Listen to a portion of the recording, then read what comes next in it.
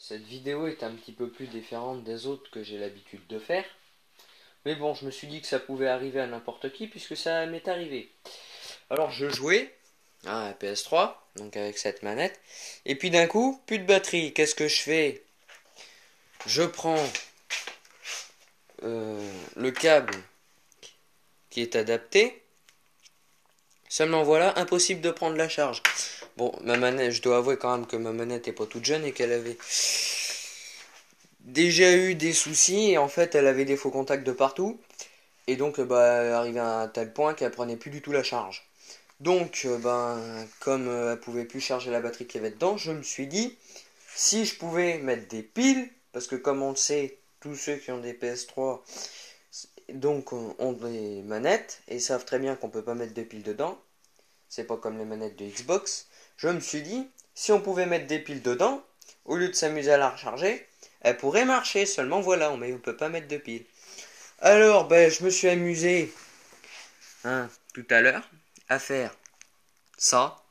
C'est-à-dire que j'ai tout simplement récupéré un compartiment 3 piles parce que la batterie est du 3 volts 7.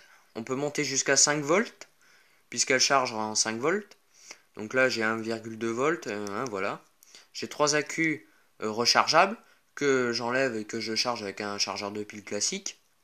Donc j'ai 1 volt 2, 2 volts 4, 3 volts 6, ça tombe bien, la batterie fait 3 volts 7. Bon, chipote pas on va pas chipoter pour 0,1 volt.